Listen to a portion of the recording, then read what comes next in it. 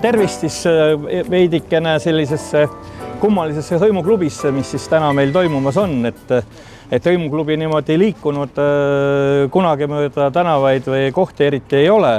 Et me oleme üsna statsionaarselt siin Eesti Keele Instituudis olnud. Siin Tallinnas me oleme paar korda küll oma kohti muutnud, aga üldiselt on nii. Ja korra me oleme Narva ka tegelikult jõudnud, nii et hõimuklubi võib minna ka teistesse linnadesse. Aga täna siis on jah tõesti Soome ja soomlastega seotud kohad siis Tallinna linnas. Ja see mõte on siis meil käivitunud koostöös siis Tallinna Ülikooli, Soome Instituudi ja Fenno-Ugria vahel, kus siis vahepeal, kuidas meil oligi, Tallinna Ülikoolis siis oli üks kursus, kus siis me natukene siis palusime üliõpilastel uurida neid kohti, mis on siis seotud Soome ja soomlastega, natukene rääkisime muidugi ise ka.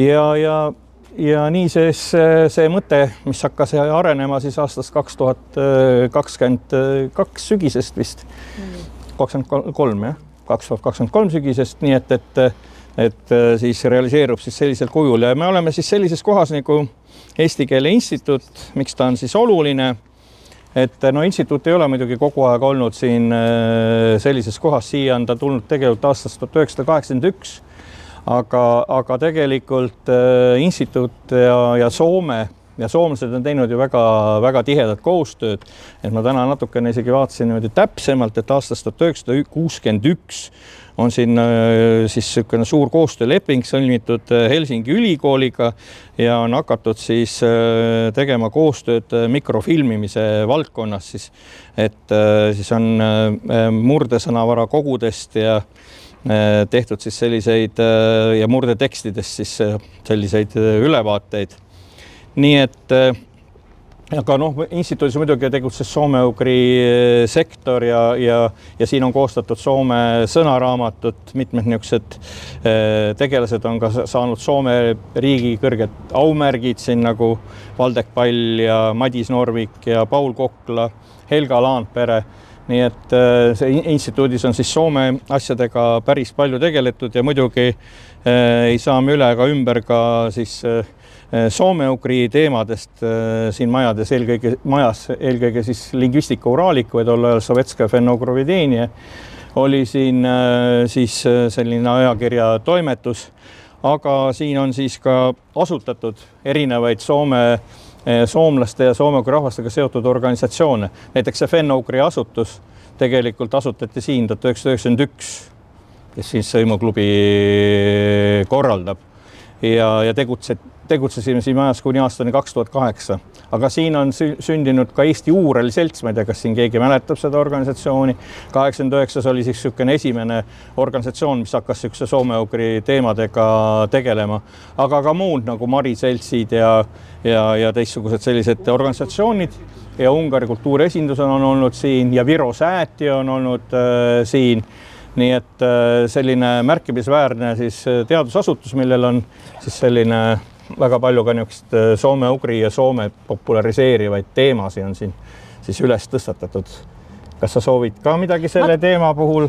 Ma tulin täha siia selleks, et ma ka tervitan oma poolt, et kõik teavad ju Jaagut, aga tervitan ka, kuna mina ei ole nüüd tavaline nagu kõneleja siin hõimuklubis, olen Hannele Valgeniemi Soome instituudist. Ja tõesti tervitan ka, soovin oma poolt tere tulemast sinivalgesse Tallinna. Et paljud võib-olla ei kohe arva seda, et siin on palju Soome jälgi ja Soome koostöö jälgi. Ja eriti soomlased turistid, kes palju siin käivad, need tulevad seda vaatama kui eksootilist keskaegset linna ja eriti nendele ei tule pähe, et siin on Soome jälgi, nii et sellise sama tuuri peaks ka soomlastele tegema. Ja õnneks seda ongi hakanud tegema nüüd Tallinna linnamuuseum, nii et oleme õigetel järgedel. Ja võib-olla siis selle tänase matka võib-olla sellise ekskursiooni eripära on see, et igaüks võib ka täiendada või võib-olla rääkida mingeid omi, eks ole, niisuguseid mõtteid või seda, mida me ei pruugi teada. Kõik sellised sõnavõtud ja mõtted on teretulnud. aga ennem veel võib-olla sissejuhatuseks, et kuna me peatume erinevate hoonete juures, kus on siis selline soomlaste siis nii-öelda arhitektuur, eelkõige jugendstiili majad, et siis võib-olla on mõttekas võib-olla see sissejuhatus ära teha, et kus need üldse niisugused Soome stiili niisuguse jugendarhitektuuri niisugune mõjutused siis just läbi Soome, et kes see siis selle maaletooja on, et ega ma ka väga täpselt ei tea, aga ma natukene guugeldasin ja paarist kohast ka lugesin ja vaatasin, et siin selle taga on küllaltki palju selline mees nagu Gustav Suits. Ja Gustav Suits on selline oluline tegelane, tegelikult tema on mõnes mõttes nagu ongi nagu Eesti-Soome niisugune sild, tegelikult ta kuulub Soomluse liit, mis tekib aastal, kas oli 1905 või 1906, et ta kuulub sinna juhatusse, on aseesimees ja tal on niisugune suur Soome vaimustus ja ta näeb, mismoodi need soomlased siis ehitavad ja siis sellest nagu tundub, et see saab nagu siis temast alguse, et siin ta ise ütleb niimoodi, et me elame just niisuguses ajajärgus, kus uut stiili otsitakse, uue algupäralise peale rõhku pannakse. Meelega võtame jälle Põhjamailt ja nimelt Soomest üle, et sealt on meil palju õppida. Soomes on kõigil viimasel ajal ehitustöö paleuseks saanud kõrge katusega, väikeste aknatega maja, maahoonete sarnane, mille sisemuski talutare suurte tulevate leeahjude, pikkade pinkide laudade ja muude raskete toasjadega kujutada püüab. Ja muidugi siin ta räägib ka sellest Karjala retketest, ja julgustab siis meie, et Eestis peaks siis samamoodi nagu tegema, et ühelt poolt siis on rahvuslikud taotlused, teiseks aga euroopaliku moodsuse iha. Nii hakati Eesti arhitektuurile Soome eeskujul alust rajama. Aga et kuna Eestis oma professionaalseid arhitekte ei olnud, siis või need olid vene ja saksa rahvusest, eks ole, aga mitte siis eestlastest, siis läkski käiku siis sõna otseses mõttes arhitektuuri import siis Soomest. Ja mis siis vanim ehitis nagu on, mis niisugune jugendstiilis, siis on eelkõige siis Luteri siis tööliste klubi, kus praegu on need pagaripoisid või nagu rahvamaja, eks, ja noh, ta on olnud ka töölisöökla ja rahvateatrit on seal tehtud, nii et see on siis aastast 1905, et niisugune esimene selline ehitis. Ja natukene hilisem siis, kus on ka, ta ei ole küll niisugune päris niisugune Soome stiil, on siis nii-öelda Luteri villa, kus praegu on perekonnaseisu, eks ole, amet või niimoodi. Seal te võite näha muideks neid Karjalas toodud kaljukivisi, vist ainukene ehitus, kus on niimoodi majas. Niimoodi fassaadil, eks ole, või on need Nevski kirikus on ka. Need alused on kindlasti ka. Nevski kirikus on aga ütleme, et siis selle villa juures teda on nagu eriti. 5. monument ei ole toodud Soomest? See, mis oli, mis on Rahumäel või? Ei tea. See, mis on Rahumäe kalmistul, juusturatas, seda ma ei tea, aga igal juhul selle siis Luteri villa juurde käib see, aga nüüd me läheme siis Akeli maja juurde. Ja ma ütleks korralduseks veel nii, et meil on siis plaanis 13 peatust, see on nüüd bussi või rongliiklus, nii et hoidke ennast marsruudil ja ilma peatusetagi selle läheb üle pool tundi aega, nii et küll me 1,5 tundi saame kulutatud, sõltuvalt nüüd, palju me räägime. Jah, et meie buss on aeglane, ei ole ekspressbuss nagu bussiliin number 14 näiteks või midagi niisugust, et peatume küllaltki palju. Nii et järgmine peatus on Akeli, järgmine peatus on siis Karl Akeli maja, Roosikrantsi 10. Jah, aga ma ütlen kohe juba ette ära, et me liigume ka Toompeale.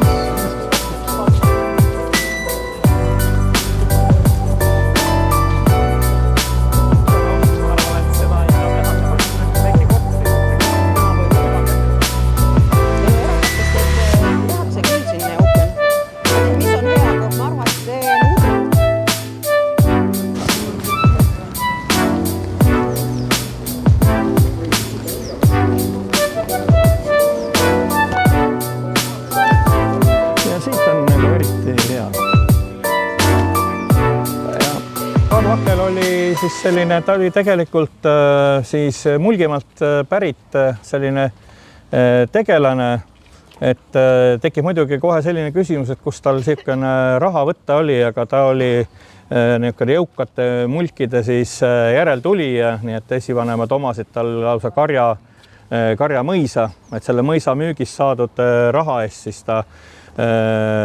ta selle krundi omandas ja siia selle hoone siis ehitas, aga oma hariduselt oli ta siis tegelikult silmaarst, aga ta oli siis ta oli poliitik, ta oli riigivanem just sellel väga keerulisel ajal 1924, et te kõik, kes vanemad inimesed olete kõik lugenud kindlasti, kuidas alandavalt kirjeldas Nõukogude ajalookirjandus, kuidas Akel põgenes praegusesse, kus on see Saksa suursaadiku residents nende kommunistide käes suletes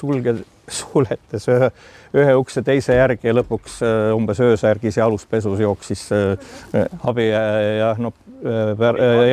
aga Nõukogude, eks ole, ajalookirjandus siis kirjeldas seda siis niimoodi.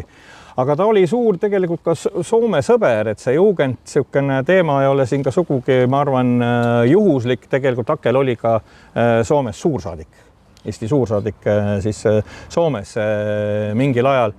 Ja siin ta siis niimoodi elas, ta oli mitmel pool muidugi suursaadik, välisminister ka muidugi. Nii et tegemist on väga niisuguse teeneka tegelasega ja siit ta tegelikult ju ka küüditati tegelikult, nii et president oli ka, ja okei. No ta oli riigivanem 24. Ja selle maja ta siis rajas silmakliinikuks algselt 1912 ja projekteerijaks on Lönn ja Armas Lindgren ja Viivi Lönn, kes Lindgren, Saarinen ja Geselius moodustas selle Soome arhitektuuri tollase sellise tuumiku, Eliel Saarinen siis. Ja nii nagu Jaak ütles, seda mõju Soomest käidi otsimas, Soomel oli rohkem aega ja see autonoomia tõttu ka nagu võimalusi, kuna rajati seda Soome pealinna Helsingisse. Ja autonoomia ajal elasime suhteliselt hästi, välja arvatud need represseerimise viimased ajad. Ja see maja, Akel oli ka Estonia teatri, nüüd ma palun abi. Ta oli juhatuse liige. Tõnu oskab seletada seda täpsemalt juhatusest. Ta oli juhatuse liige, ja tol ajal tõesti Estonia teatri ehitamiseks korjati igal pool seda raha ja kus seda raha siis saada, eks ole, kes oli nõus ohverdama oma vana pintsaku, aga kes ütles, et ma panen selle panti. Et see teatri Estonia teatri nagu ehitamisega. Nii et see on ka nagu väga oluline, et tol ajal nagu kui me peame silmas siis ikkagi eestlaste kui rahvuse konsolideerimist, nii edasi, et inimesed olid nõus tooma märkimisväärseid ohvreid, et saaks kultuurilisi institutsioone üles ehitada, mida ühel rahvusel on vaja, kui rahvus tahab saavutada oma riiki, eks. Vastutalus sakslastele. No, jah, see oli üks asi ja Tõnu tegelikult rääkis seda väga hästi ka just, et miks neid Soome arhitekte siia toodi. Ja, et nagu me kõik oskame loogiliselt öelda, et vastanduti see sakslastele, vastanduti venelastele ja see saksa teater, mis seal oli, eks ole, nagu Laikmaa ütles, kivihunnik, et sinna ette ehitati uhke asi, mis oli vägevam, Saarinen maja ja siis muidugi siis tuli Estonia. Et see oli nagu selline võitlusväli mõneti, mis käis. Ja väga, ongi jah, aga et see niisugune oma tee nagu leidmine, et rahvused, mis on see meie, ja seal tulevad need Soome-Ugri tee. See on Soome-Ugri tee, see on ju tegelikult, miks see Fenno-Ugriagi, see ongi just see rahvusliku identiteedi iseolemise tee, on see Soome tee. Sealt ka, miks Soomest tulevad ka need tohutu hulk sõnavara ja igasugused muid asju, Tegelikult loogiline jätk ongi nüüd minna, siis järgmine peatus on Vabaduse väljakul. Ei, järgmine peatus on meil Aino ja Oskar Kallas. Ja siis Tõsi, ma unustasin Aino ja Oskar. Me oleme teinud koosoleku sinuga. Tegime ja ma unustasin kirjutada selle üles. Aino ja Oskar Kallase järel ja siis on 14. peatus. Ma ei tea, ma tean, et Fennogi asutused kuskilt omale pitsati tellinud. Aga mitte pitsa, vaid pitsati. Ja no Jaapani saatkond on või mingi selleks, et Jaapani see on selles, mis on seal Brownimajas. Aga see tänava number, Aino ja Oskar, kas me seal on liiklust veidi, et me peame olema lihtsalt siin nüüd kuskil tänaval peatume? No peatume tänaval, kõnnime seal niimoodi kõnnid. Aga oleme sel poolel teed siis? Me oleme, nii et me näeme, üle tee ei lähe. Üle Pärnu maantee ei lähe. Et oleme Pärnu maanteel sellel poolel? Meie poolel.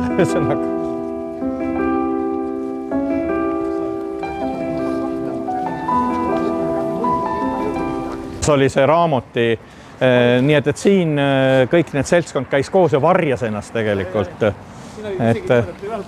Et ühesõnaga selline varjate ennast, tollal oli siis, et oli põhjust ennast varjata, oli Saksa valitsus varjas siin Raamoti juures. Raamotist tuli põllumajandusminister ja selline. Soovele liikuks veidi kiiremini. Lähme kiiremini. Pool tundi juba liikunud ja me ei ole veel 14 peatust, me oleme alust ühe läbinud. Liigume kiiremini. Ma arvan, et me peame veidi lühema. Siin on siis kindlasti Annele siin täiendab ennast, aga väga oluline hoone on siin. Mitte ainult sellepärast, et siin oli siis Eesti Vabariigi Rahvuskomitee, eks ole. Otto Tiefi valitsus pidas siin ühe oma istungitest. Minu vist esimese istungi. Aga see maja on oluline siis selle poolest, et aastatel 1934 kuni 1944 elasid siis siin Aino Kallas ja Oskar Kallas. Ja mõlemad on siis väga märkimisväärsed tegelased meie kultuuriloos, et eelkõige Oskar Kallas kui üks Eesti Rahva Muuseumi, eks ole, rajajatest, tegelikult üks ideoloogidest, kes kollas folkloori ja nii edasi, ja kes oli tegelikult ka Eesti Vabariigi siis esimene suursaadik Soomes. Ehk siis ka Eesti diplomaatia rajaja. Ja Eesti diplomaatia rajaja. Et see on väga oluline. Tema abikaasa, eks ole, Aino Kallas, sünnimega Kroon, oli siis... Kruun, me ütleme Kruun. Kruun. See on nagu saksa... Ehkki Kroonide suguvõsa vist oli, need olid üldse sakslased vist minu meelest. Need on algselt, Kruunide suguvõsa oli sakslased algselt ja need oli need suure Julius Kroon oli estofiilia üks asutajatest. Ta on sündinud estofiilia peredesse. Et Julius Kroon oli siis see, kes tegelikult soomlastele lõi siis eesti keele grammatika. Nii et Aino on siis sellise mehe tütar ja tegelikult... Ja kirjutas soome keelde meie hümn. Ja hümn. Et see on väga oluline ja tegelikult tema tegi ka seda, et ka Liidia Koidul hakkas siis õppima soome keelt ja nii edasi, et see krooni tähendus on tegelikult väga suur ja tema tütar siis abiellubki Oskar Kallasega. No Eesti kultuuriloos eelkõige siis Aino Kallas tuntud kui reigi õpetaja, eks mis on tema võib-olla üks oluline. Aga ja me tuleme veel hiljem. Toompeal tuleme selle juurde. Ühel peatusel tuleme veel. Ja siin oleks hea nagu lisada, et just selle aeg, kui nad siia elama läksid, see oli umbes sama aeg, kui Aino Kallas unistas sellest, et minna elama Kikindi kökki. Ja ta ütles, Oskar Kallas... Olgu olla. Olgu olla, et seal üleval katus all ma tahan kirjutada oma paremad teosed. Aga tema loominguline tegelikult juba ma vaatasin niimoodi, et peale 30-ndat ta on rohkem kirjutab mälestusi ja siis ta läheb luule peale.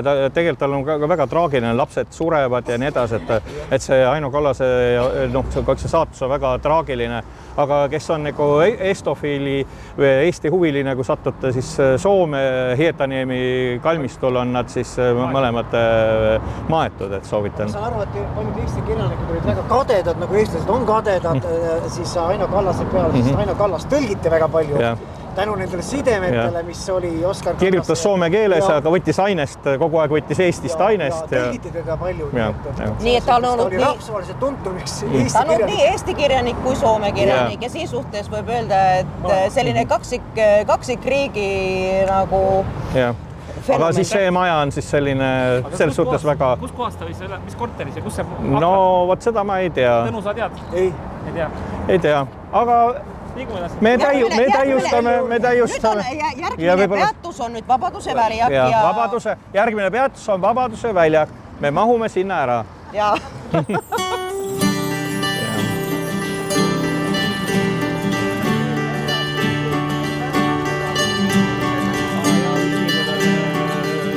Nüüd me rivistume siin, no mitte nüüd täpselt samamoodi, kui rivistusid 30. detsembril 1918 Soome vabatahtlikud, kes tulid Eestile appi Eesti Vabadussõjas. Ja kokku neid oli siis pea 4000 ja esimene vabatahtlikute salk jõudis siia just viimastel päevadel. 30 detsember vist, jah? 30 detsember ja siis läks kohe Viru rindele, see oli Ekströmi juhitud ja umbes 2 nädalaga oligi bolševikid tagasi Narva-jõe taga tõugatud. See oli väga efektiivne grupp ja otsustaval kohal tollal, kui oli ainult 30, no nagu te kõik teate, ega ma ei hakka teile nüüd Vabadussõjast rääkima, te teate kaikki seda väga hästi, 30 kilomeetrit Tallinnast. Olid bolševikid juba siin. Puusalu all siis. Puusalu all ja nii, et me võime öelda, et see vabadussammas, mis siin on ka Soome vabatahtlikutele, keda suri Eesti pinnal 172 või 3. Nüüd ma ei ole täitsa täpselt. No vot siin on jah, et ma vaatasin ka erinevaid andmeid on, aga asi on selles, et hiljem haavadesse ja et kuhu see piir pannakse. Kuhu pannakse see piir. Aga ütleme siis 172-3 neid arve kohtab kõige rohkem, nii et siis siin on nagu põhjust siis igati neid Soome vabatahtlikke meenutada ja tegelikult et kui ikkagi vaadata kogu seda Vabadussõja käiku, siis see soomlaste abi just sellel raskel momendil oli otsustav. Et kui ei oleks nad appi tulnud, ei tea, mismoodi need sündmused siin oleks edasi arenema hakanud selleks. Probleem oli ju selles, et tegelikult mobilisatsioon kukkus läbi. Eesti talupoeg ei saanud Eesti riigi mõttest ja sellest üldse aru, et mis see tähendab Eesti riigi eest sõtta minek. Mul on vaja maa harida ja lapsed kasvatada ja muud mured on ju. Et sellepärast olidki just need vabatahtlikud ja mindi koolipingist sõna mõttes, et see oli ainukene võimalus saada mehi püssi alla. Ja Soomes neid vabatahtlikud, kes pandi nimekirja, muide see nimekirja panemine toimus sellises toredas kohas, kus on praegu meie presidendi loss. Tollal see oli linna omanduses ja need oli 10 000. Kes oleks tahtnud siia tulla. See vaimustus oli küllalt oli suur ja Soomes jälle see vaatenurg oli see, et meil oli oma kodusõda punaste ja valgete vahel just taga. Ja meil oli väga selgelt näha, et kui bolševikid saaks lõunast tulla sisse, siis on jälle Helsingis või Soomes raske hingata ja küll me nägime seda siis Toise maailmasõja ajal ja siis okupatsiooni ajal, et kui Tallinn ei ole vaba, ei ole Soomes ka hea hingata. Et ega need kõige ei tulnud ka nii suurest sellisest hõimuarmastusest, et nüüd hõimlased no seal on väga erinevad seiklejaid muidugi. Oli seiklejad, aga eelkõige tegemist oli oma kaitsest, oma turvalisuse kaitsmisest, nii et see piirkonna turvalisus on ju ühine ja see on endiselt ühine, selleks meil on NATO. Aga see oli nagu selline omaalgatuslik NATO. Ja muidugi, mis on siin veel väga oluline, on see Jaani kirik. Ja Jaani kirik on siis, ma loen ühe väikse katke. Pühapäeval 26. veebruaril 1989 oli Tallinna Jaani kirik rahvastulvil. Soomekeelse jumalateenistuse pidasid Toomas Paul, Peeter Karma ja Voldemar Ilja. 180 inimest avaldasid kirjalikult soovi asutada Ingeri-Soome kogudus ning saada selle liikmeks. Jumalateenistuse järel anti nimekiri Toomas Pauli kätte, kes usaldas asjaajamisi peapiiskop Kuno Pajulale. Nii et niimoodi siis hakkasid siis need usklikud siis ennast organiseeruma, nii et tegemist on siis sellise siis Ingeri-Soome koguduse siis asutamisega, nii et Soome kogutuse taastamisega Tallinnas. Et see on nagu... Äkki me räägime selle Soome kogutuse loo nüüd siin, et me ei lähe sinne Rüütli tänavale nüüd. Räägi siin ära. Rüütli tänaval on nüüd praegu see... Rootsi-Mihkli kirik, eks? See nimi on Rootsi-Mihkli kirik, aga enne sõda selle nimi oli Soome-Rootsi-Mihkli kirik. Ja huvitav on see, et siis seal on olnud Soome ja Rootsi kogutused ja nüüd sellega peab nagu tegema selgeks see, et see Rootsi ei tähenda Rootsi riiki, vaid Rootsi keelt, et rootsikeelsed ja soomekeelsed evangeelis-luterlikud olid samas kirikus ja kõige rohkem oli soomlasi, mitte rootslasi, aga pärast sõda jäi see kuidagi see Rootsi järele ja seda võib nüüd arutada, miks see nii jäi, aga muidugi, et jällegi see Jaani kirik, eks on väga niisugune tähenduslik kirik ja ja muidugi see just see soomekeelne siis jumalateenistus, ingerisoomlasi väga palju, 1989. aasta rahvaloenduse järgi 16 000, nad ei ole hakanud veel, Koivisto ei ole veel kirjutanud alla niisugust otsust, et mis võimaldas ingerisoomlastel saada Soome, nii et ingerisoomlasi oli vägagi palju. Ja muidugi nende aktiivsus oli ülimalt suur. 88-89 toimus tohutu organiseerumine, seltsid, mis tekkisid Tartus ja Tallinnas ja 89. aastal juba siis ingerisoomlaste liit, juba seal oli vist juba 9 organisatsiooni, pärast hiljem 13 lausa. Nii et ingerisoomlased on kahtlematult üks kõige paremini organiseerunumaid rahvaid terves Eesti Vabariigis. Nii. Järgmine peatus on Kiikinde köök. Järgmine teatus on Kiikendi köök ja me tõuseme siit niimoodi kõrvalt seda teed mööda siis Maieri treppe ja meist siis vasakule jääb muidugi ka, eks ole, Ingeri bastion Tallinnal. No ma ütlen, et selle bastionis räägime seal bastionis, älä räägi veel. Ära räägi veel, okei. Räägime seal ja...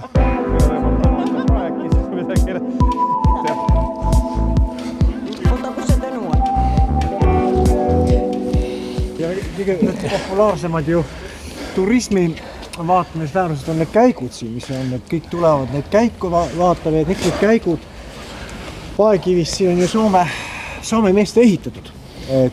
Kas teadsid? Et Rootsi aeg ju tegelikult, mis meil hakkas 1961, tõi ju siia nüüd hulgaliselt just nimelt soomlasi. Ütleme, me räägime Rootsist, aga tegelikult praktiliselt suurem osa olid siin ikkagi erinevate hinnangutel kuskil 10% elanikkonnast. Et siis sõdurid oli palju siin, vaimulikke oli palju ja see on üks huvitav aeg, seal on veel läbi tuhnimata kõvasti arhiividest materjali. Üks tuttav, kes alustas selle teemaga, ütles, et oi, sealt leiab väga põnevaid asju, mis need Soome poisid siin nagu ikkagi tegid ja mõned vaimulikud ka ja et eks siis tulevik toob selliseid põnevaid lugusid sealt veel välja, aga tõesti need käigud, mis siin on, kõik need ütleme need müürid, need on ju kunstmäed, eks ole, need bastionid, kus peal olid siis kahurid ja selleks, et see Eesti talupoegade ja härgade kokku veetud see pinnas laiali vajuks, siis oli see toetusmüürid olid ümber. Ja nendes galeriides siis said sõdurid liikuda nii, et vaenlane näeks ja jälgida vaenlase tegemisi ja suurepärane siis ja kohalikust Paekivist jällegi Eesti mehed tassisid Eesti-Soome koostöö nii-öelda. Ja aga siis tuli see Aino Kallas ka, kuhu kohta ta siis asuma tahtis elama? Siia torni. Mitte Neitse torni. Ja see torn ise on ju meie esimene suurtükitorn 1483 sai valmis, aga oma siis sellise praeguse kõrguse saidagi just nimelt jällegi Rootsi ajal. Eks siis kui tehti neid muldkindlustusi siia, siis tegelikult integreeriti ühe vähese siis tornina selle muldkindlustustega. Siin oli kõik kinni, tähendab, see oli ju tegelikult sügav, ikka org oli, kõik see on kaed pinnasega, see on täidetud pinnasega siit ja sisse pääses, kogu see ala oli kinni, et see 60 aastatel see tehti see sissepääs siia pinnase sisse, et hakati seda muuseumit tegema jälle. Nii et ja ühelt poolt, kui see köök läks, nagu 2 alumist korrust läksid siis maa alla seoses muldkindlustuse rajamisega, siis sinna üles see suurtükiplatvorm tehti ümber, ehitati see massiivne kasemaid katus sinna ja siis tänu sellele võib öelda, et siis Kikinde kökk on kõige kõrgem torn meil, kuigi seda väljaspoolt ei näe, kõik vaatavad selle Hermanni poole, aga kökk on ikkagi kõrgem. Nii et sinna see on väga tore, et kes ei ole käinud, et kindlasti mingi sinna üles. Ja palju Soome hige on nüüd seal ja see on nüüd see oluline. Seda keegi ei tea ja kui palju seda täpselt on. Seda täpselt ei tea, aga huvitav on tegelikult tõesti see, et mis see Soome mõju soomlaste, ega me ei räägi riikidest tollal veel, et see, kui palju oli soomlasi siin, mis keeles siin räägiti omavahel, vaevalt inglise keeles, nagu praegu. Et siis see Soome mõju on olnud suur ja siis on nii pikaajaline ja nüüd ma ütlen siia minu lemmiklause, mida ma ütlen igal pool, kuna ma tahan seda korrata elu lõpuni, on see, et vaid nii kaua, kunnes enam ole vaja korrata, et seda soomlaste ja eestlaste suhtlemise ajalugu ei ole veel isegi kirjutatud. Et kui keegi nüüd võtaks ette soomlaste ja eestlaste suhtlemise ajaloo kirjutamise, üks suur peatükk oleks just see Rootsi aeg ja kuidas seda on ehitatud, kuidas Tallinna on kindlustatud ja kuidas see läbisaamine on mõjutanud meid omavahel. Veel see Tallinn, eks ole, kesklinn, aga need äärelinnad, eriti vana Kalamaja kant, kui palju seal on soomlasi võib-olla elanud, eks ole, me ei kujuta, on teada sinna Kalamaja, just selle Kalamaja piirkonda küllaltki palju just täpselt Uusimaa kant. Aga see, et seda ei ole kirjutatud ja see, et seda ei ole huvi seda vastu tuntud, siis see okupatsiooni aeg on, selle saba on nii pikk, et see huvi Venemaa on teinud kõige võimalikku, et me tunneks huvi omavahel, aga me peame sellest võib-olla selleks tegema. Samal ajal just Vene ajal, kui oli see ÜÜA sobimus ja nii edasi, eks ole. Uurija stipendiumi välja panna. Aga ei, me ei saa meelele seda raha. Andke nüüd raha, küll mina korraldan selle. Pööra taskut tagurpidi. Mul ei ole seda raha. Ma võin aidata seda raha kulutama. Ma aidan raha kulutama. Aga järgmine peatus. Nõukogude ajal, vaata just, eks ole, siis kui see tuli need laevaühendused, Soome turistid käisid. Soome oli meil jätkuvalt ikkagi ikkuna, nii öeldakse, me vaatasime Soome televisiooni, kuulasime Soome raadiot, soomlased käisid siin, me suhtlesime nendega, vahetasime igast sukapükse ja aga see ei olnud loomulik suhtlemine, aga see on nüüd teise loendusarja teema. Aga liigume edasi. Järgmine peatus on see mälestuskivi siin nurgas. Meie buss muidu liigub aeglaselt. Liigub selle mälestuskive, 1. augusti mälestuskive. Nii, see kivi siin on kindlasti teile tuttav ja ma arvan, et teist enamus on olnud kuidagi seotud isegi selle ajastuga või nende sündmustega, kui Toompead kaitsti, eks. Aga kas te teate, kus Mina olin kaitsmas siin. Sina olid ka kaitsmas. Kes muu oli kaitsmas? Toompead? 2 kaitsjat. 2 kaitsjat on kohal? Relvi ei olnud, mul oli arbuus. Mõtlesin, kuidas ma sellega tankile vastu. Ma ei tea, kas sa mäletad siin tohutu arbuusi koorev. Mikä on kalliopere eesti keeles? Mikä on kalliopere? Nyt siinä on mingi oskatte. Eesti keeles kalliopere. Aga mulle endale on väga tore mõtte see, et tegelikult Eestit kaitsis ka Suomen kalliopere ehk siis Soome, mikä se on? Kaljurahn. No need on kaljurahnud, neid oli päris palju siin. Eiku rakt? Rahn, kaljurahn. Ei, mitte rahnud, vaid see maapera. No see ongi rahn. Neid oli palju siin. Kaljualus on se oikea sana. Soome kaljualus. Soome kaljualus kaitsis Eestit, aga kuidas se seda tegi? Se on nyt Karjalast pärit see kaljualuse osa. Kaljupinna osa, aga see oli, ega seda nüüd sealt ei hakatud tooma siia. See oli Lasnamäel olemas, seal oli Lasnamäel ehitati maju tollal, nagu te teate. Ja nendest kaljudest või rahnudest, kividest pidi raiuma näit treppe. Aga tuli olukord, oli vaja neid kuskile mujale kasutada ja tollal siin tegutses kodukaitse, kelle juhataja või juht oli Henn Karits, mäletate, hilisem Eesti piirivalve juhataja. Tema ütles mulle isiklikult, kuidas nad hakkasid neid sealt Lasnamäelt tooma. Ja tänuna ütles, et Soome kalju alus on Eestit ka olnud kaitsmas. Ja. No seesama Kalju alus on muide ka nüüd selle Nevski kiriku all, et need on ka Soome Kalju alused, ega seda Eestis tõesti ei ole. Aga järgmine peatus meil on Toomkooli. Jaa, aga selle meist kõrvale jäi ikkagi veel see, et see on Ingeri bastion ja kui oli siin küsimus, et millal teda ehitati hästi kaua, 25 aastat vähemalt, nii et ennem Põhjasõda sai ta siis 1690 kopikatega 7-8 sai valmis siis. Ja need puud, ma olen lugenud nende puude kohta, et need on kuidagi ka väga huvitavad, et meil loodusuurijad käivad kogu aeg, et puurimas ja vaatamas, kui vanad nad on. Sest mitmes etapis on neid istutatud, et vanimad vaatajad ongi seal 18. sajandi 1730 taga siis kõik see Tallinna linna haljastus, eks ole, siis on peale Krimmi sõda, kui Tallinna linn kantakse kindluste nimekirjast maha, siis hakkab Tallinna siis niisugune hoogne haljastamine ja tekib siis see roheline vöönd siin, mida me näeme siin bastionite ümber, Rootsi bastion ja Ingeri bastion ja see Hirve park ja nii edasi. Aga see on täiesti eraldi teema. See on eraldi teema. Ja nüüd lähme siis Toomkooli ette. Ja siin on siis Tallinna komandandimaja. Võib-olla on ka natukene seotud Soomega, et siin oli siis Puškini nii-öelda vaarisa, Hannibal.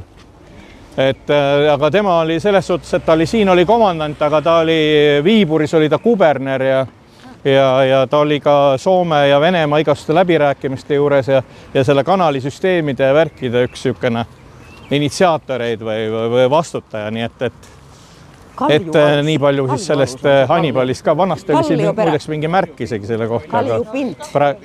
Praegu seda tahvlit enam ei ole. Aga nüüd me läheme siis Toomkooli juurde, jah. Ma alustan nii palju, et siis tuleme selle keskajale ka tagasi, millal Eesti oli osa Euroopat ja Soome oli mets. Ei olnud üldse arenenud ja kui soomlane tahtis kusagil veidi harida ennast, ta pidi Saksamaale minema või Rootsi minema või Tallinna tulema. Ja Toomkooli oli üks koht, kuhu siis väga edukad või siis ettevõtlikud, ma ei tea, mis see õige sõna nüüd on.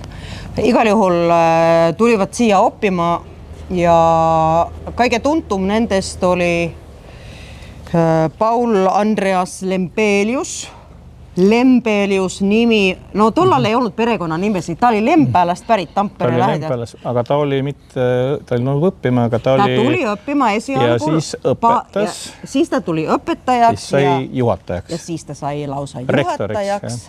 Ja tämä oli ka siis lõpuks see Reigi õpetaja.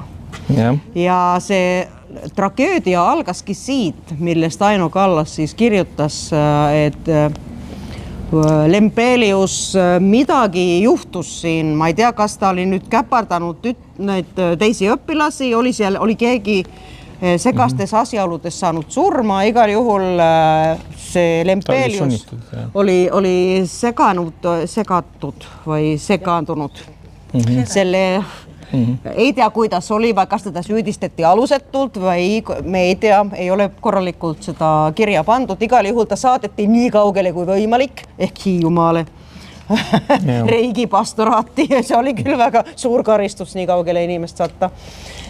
Ja sinne ta saadeti oma abikaasaga, kes oli noor.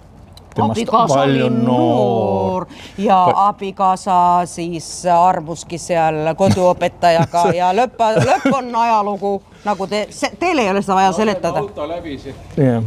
Seda te kaikki teate Reigi õpetaja loo ja see lõppes ju väga nagu dramaatiliselt siis surmanuhtlusega. Aga no see lugu on muide selline, mida noored ei tea. Kui ma olen siis seda tuuri teinud noortele, kes õpivad soome keelt. Reigi õpetaja, kes oleks võinud olla ja Aino Kallas ei ole nii eriti kuulnud ka. Teile me õnneks nüüd ei ütle, aga siis Toomkooli on süüdi. No mitte süüdi, vaid siis see koht, kuhu siin tuldi. Tema järeltulijad on Soomes olemas. Kelle? Lembeliuse. Ja, nii kaugele ma ei ole jõudnud. Nüüd me kui sa ei taha jätkata, meneme Toomkiriku. Lähedal on järgmine peatus.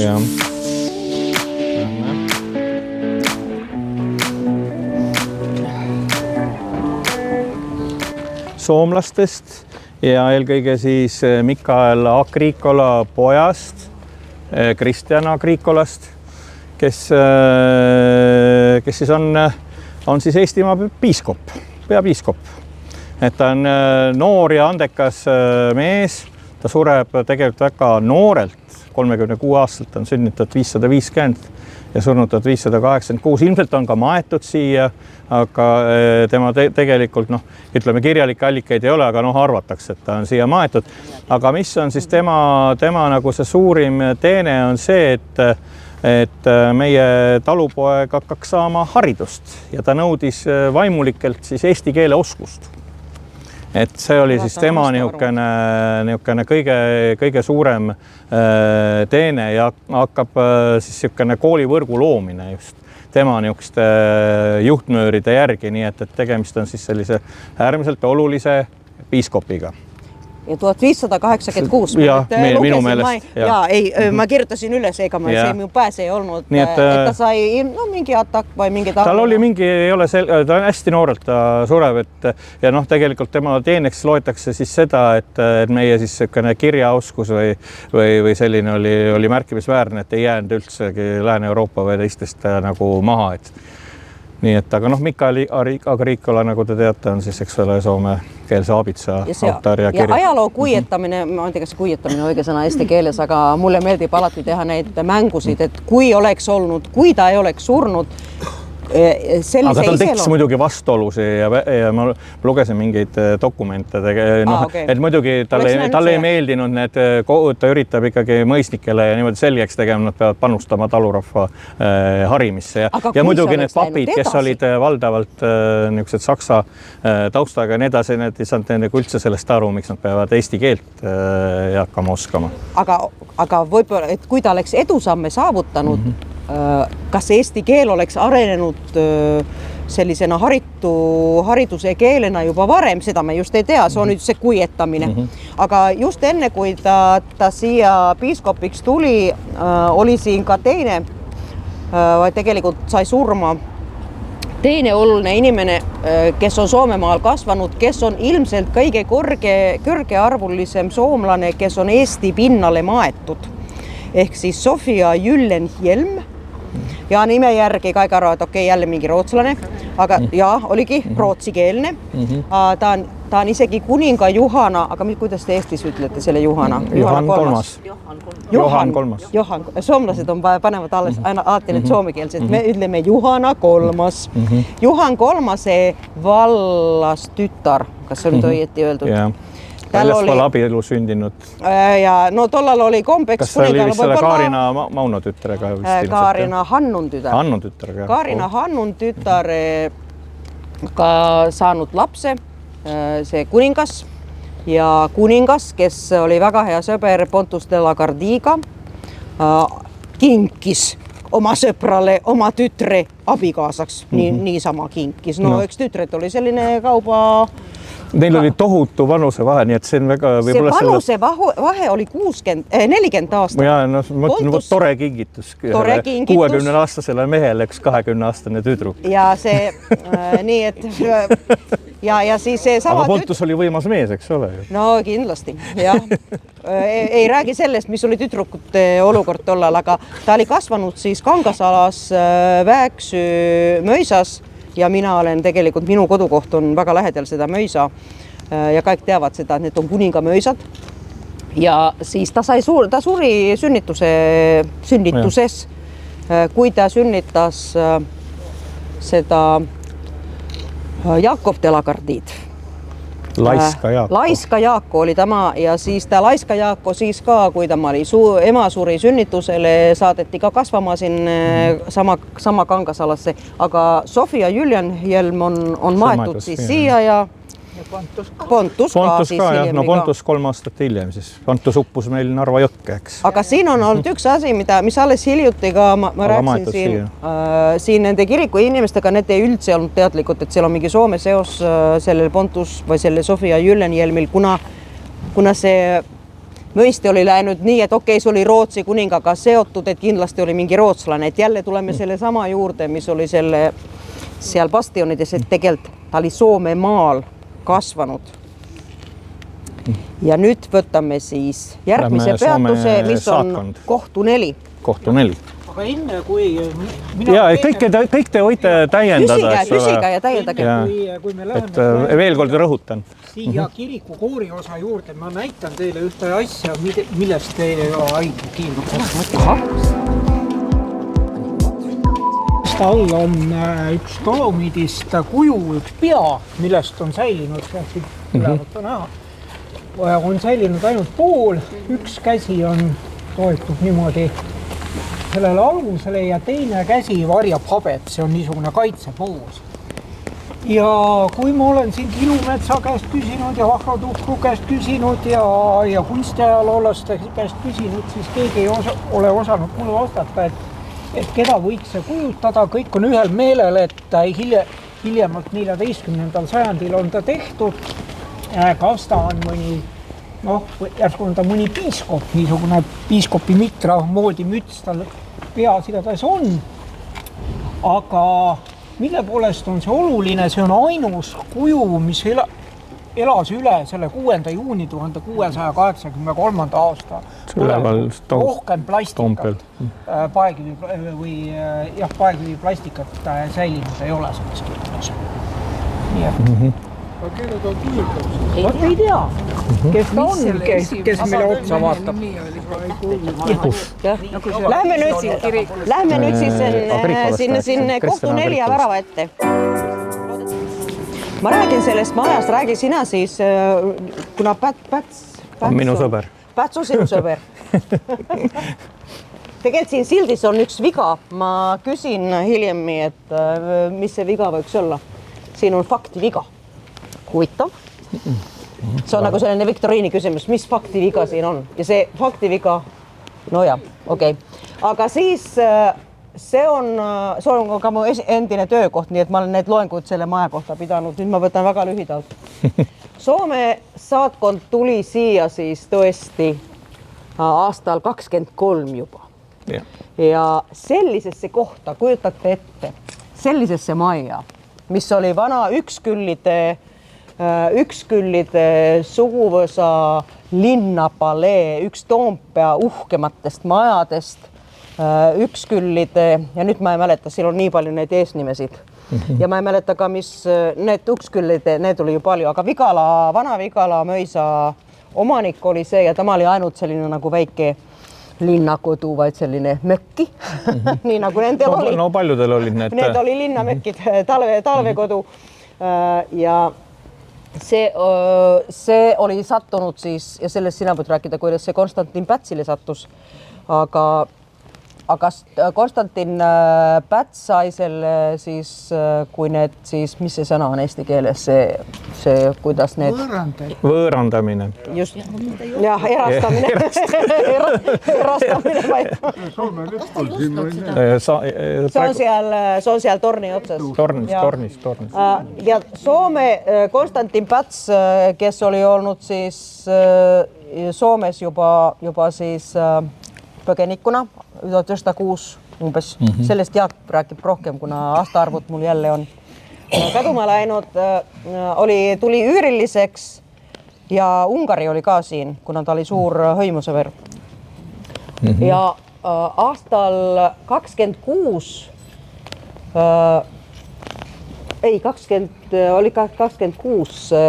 kui oli see Ühistupanga või mis see Eesti Krediitpanga juhtum oli, kus ta Päts oli ka, ta kaotas oma rahad igal juhul. Ja tal oli häda, et kust raha saada ja siis ta leiutas, et me teeme nii, et me müüme selle maja Soome riigile ja tulen ise selle üüriliseks ja küll saab rahaprobleemid lahendatud. Ja kujutate ette, Soome riik ostis endale sellise palee. Tol ajal Soome noor riik, meil ei ole isegi parlamenti, meie eduskunta talo ei olnud olemaski tollal veel, seda alles oli hakatud nagu planeerima. Soome ostis endale siis sellise nagu keskaegses linnaosas sellise palee saatkonna majaks. Ja kui me mõtleme seda Soome stiili ja Soome oli vaene riik ju alles me tuli räsinud kodusota, et Soome ostis selle, see kontekst nagu annab meile nüüd taju, et kui tähtis oli hõimuside tollal. Et see on täitsa nagu, see ei ole mitte mingisuguses nagu kontekstis Soome saatkonna majadega mujal maailmas. Me oleme tagasihoidlikud põhjamaised, raha ei ole tavaliselt ja siis meil on selline palee. No võt. See palee ilu on nagu seal teisel pool nagu rohkem ja sees, et me praegu siin ei näe lihtsalt seda.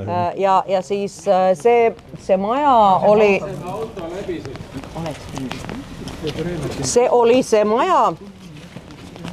Tõesti, Päts jäi siia üüriliseks, tal oli ka kloostri metsas oma kodu, nagu te teate väga hästi, aga ta elas ka siin ja siin nurgas näiteks, kus on nüüd siin akna taga on nüüd koosolekuruumid, siin oli söögisaal ja 30. lõpus on öeldud nii, et oli väga külm, siis enne okupatsiooni siis 39. Oli nii külm, et vahesti seal oli, ütlesid nii, et seal oli nagu veekausid oli seal jääs. Ja teisel korrusel siin oli töötoad ja mina töötasin siin, kus on nüüd see Kulma Erkeri. Siin oli Konstanti Pätsi töötuba. Nii et mina olen töötanud Konstanti Pätsi töötoas. Nii. Aga jah, et see on aga Pätsu sellisest hõimuarmastusest. Ja no sest seal võib-olla Pätsi pea juures räägime. Aga siin tõepoolest see 1923, aga Päts tegelikult ostab selle 1922, et see ei olnud ainult võõrandamine, et seal on räägitud küll sellest võõrandamist, aga ta ikkagi ostab selle maja ja nii et 1923 siis tal on ikkagi ka rahaprobleemid, tal on.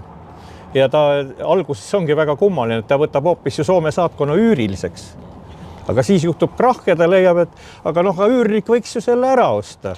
Ja tegelikult ja siis ongi niimoodi, et Soome riik ostab koos Pätsiga. Aga tegelikult on tegemist on täiesti pretsedenditu lugu, et tegelikult saatkond, me teame, et on ju teise riigi territoorium. Ja Eesti Vabariigi president tegelikult on teise riigi territooriumil ja leping on suuline kokkulepe. Selle aluseks on suuline kokkulepe. Ja seda olukorda ei või kujutada ette millegi kahe muu riigi vahel, et riigipea elab teise riigi territooriumil. Ja üldse väga naljakas lugu ja samas kõrval on ka Ungari saatkond, nii et Päts juhtis tegelikult Eesti-Soome-Ungari liitu. Ta oli selle esimest 1925. Ungaril tegelikult kunagi raha ei olnud. Nii et... Aga üks naljakas lugu oli, ta ei naljakas. Üldse naljakas oli siis pärast 34, millal oli siis, no mis see õige sõna nüüd on? Riigipööre. No just. Mina ei öelnud seda. Ja pärast seda, kui Sirk hüppas Soome ja hakkas seal nagu, nii nagu Päts ütles, kukutama Eesti riiki, samal ajal elab Päts siin Soome territooriumil ja käib sünnipäevadel ja nagu pidudel nende inimestega, nendel on koos nagu läbisaamised ja lumetõukamised ja kõik. Ja samas ta ähvardab diplomaatiliste suhete katkestamistega Soomega. Et see on jah ta on väga pahane, et Soome riik on andnud Sirgile seda varjupaika ja lõpuks, eks ole, Sirk on ka ju maetud tegelikult Hietanieemi kalmistule. Ja Soome kõrged riigi esindajad võtavad sellest matusest veel osa. Et Päts on täiesti marus, ta ei salli seda Sirki silma otsaski. Et nii, et selline samas ollakse siin nagu. Ja siin ollakse suured semmud ja Soome on üldse Pätsil, eks ole, ju kõige lähem, mis üldse saab olla. Tal on suured unistused kaksikriigis ja nii edasi. Ta on vaimustused, et soomlased tulid appi vabadussõjas, et ta on niivõrd soomemeelne president, kui üldse annab olla, eks. Suurem fennofiil maailmas, ma ütleks. Ja muidugi, olgu siin ka ära, kui võib-olla lõpuni ei pea vastu, et Konstantin Päts on ka Fenno-Ugri asutuse siis asutaja ja põhikirja kirjutaja. Et sellepärast on ka Fenno-Ugri asutuse seinal, koosoleku seinal on ka Konstantin Pätsi siis selline väike selline, kuidas me seda kutsumegi, plaat selline. Et mis on, ta on meie asutuse jaoks väga oluline. Aga nüüd meil tuleb konkureeriv tuur. Me lähme nüüd aga siis need saatkonna ruumid, et jah, et tõesti siin olid siis Pätsi eluruum, aga need Ungari ja Soome saatkonna ruumid, need avanesid siis sinna pika jala teisele poole. Et see kinnistu ja Ungari oli seal, kus on praegu konsulaat. Enne kui me liikuma hakkame, et mina olen ajaloolane ja arheoloog Peeter Talve ja 30 aastat tagasi, kui Soome riik oli selle kinnistu tagasi saanud, juhatasime siin arheoloogilisi kaevamisi 95. aastal. Ja siin on see torni koht, väga õige. Jah, nüüd siit on, kui me saaksime selle värava lahti teha, siis kunagi, ütleme siis muinas või 13. sajandi alguses läksid tee suurt Toompead ümbritsenud ringmüürini ja kahel pool olid siin, leidsin 2 keldrit ja nende vahelt siis tee sisse nagu või enne seda teed eksisteerinud koldekoha, mis oli kõige vanem leid siit üldse.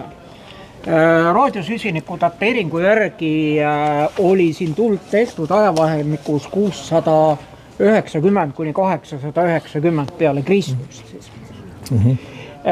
Ja leiumaterjal on kõige vanem siit Toompealt viikingi ajast, niisugune tuhmilt läikiv niinimetatud kiilapinnaline keraamika.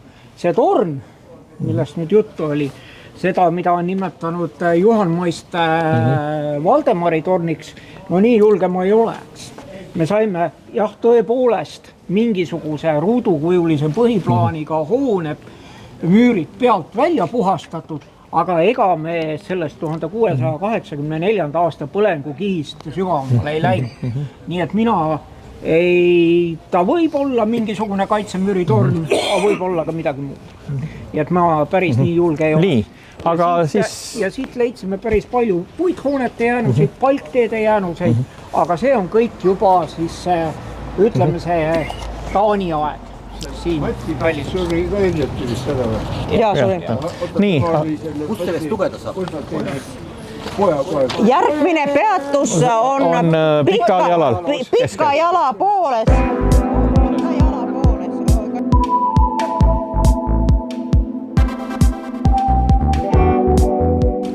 Mida te näete seal Kollase maja kohal, mis seal on?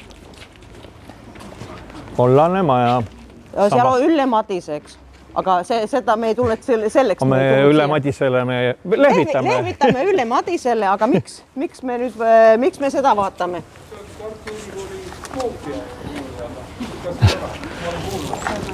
Tartu Ülikooli on meil kõik inimesed lähel? Natuke sarnane. Kui te vaatate nüüd seda maja, siis see oleks nagu oleks tulnud Helsingisse. Helsingi ülikool. Või kasarmitori, siis Kadajanokka. Selle maja on projekteerinud Engel. Karl Ludwig Engel, kes enne kui ta Helsingit hakkas ehitama või tegema selliseks nagu Helsingi on praegu, ta oli Tallinna linnaarhitekt. 1808 kuni sul on seal mingid aastad.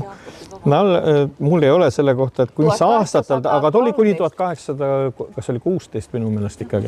Aga see on esimene Engeli hoone üldse. Ennem kui Helsingis need hooned olid, see on kõige tema niisugune... Ta oli enne kui ta tuli ja ta on nagu talline, et see hakkas alles looma, et see, mis ta Helsingis on teinud, siin ta nagu saanud selle aluse. No see Kehra mõis ilmselt seda ei ole kunagi kinnitatud, aga ilmselt ta on ka tema projekteeritud. Siin on täpselt sarnased sambad, selline nagu Kreeka stiili mõju, mis tal oli, mida ta imetles. Aga Engel ei olnud väga rahul siin Tallinnas linnaarhitektina. Tallinnas oli üks väga suur viga. See oli täis ehitatud juba. Ei saa kuhugi ehitada. Nii palju maju igal pool, et kui sa tahad nagu luua uut, siis ei olnud eriti palju midagi teha. Siis talle pakuti tööd Soomest, Turgu linnast, Vartiovuorenmägi on see koht. Ja siis tuli talle nagu eluunistus, et ehita oma linna. Ja sai Helsingi. Ja siis ta sai luua selle. Aga see võib öelda, et nagu Helsingi alus on siin. Helsingi odav koopia siis sellest Tallinnast. Helsingi on odav koopia, võib öelda nii. Järgmine peatus meil on noorsooteater. jah. Aga Engelile mõnikord on ka omistatud siis Tallinna muusikamaja, et kui keil on aega vaadata ja uurida, kas muusikamaja on Engel või mitte, seda ei tead, aga teda on mõnikord öeldud. Ei, siin on Kuninga tänaval.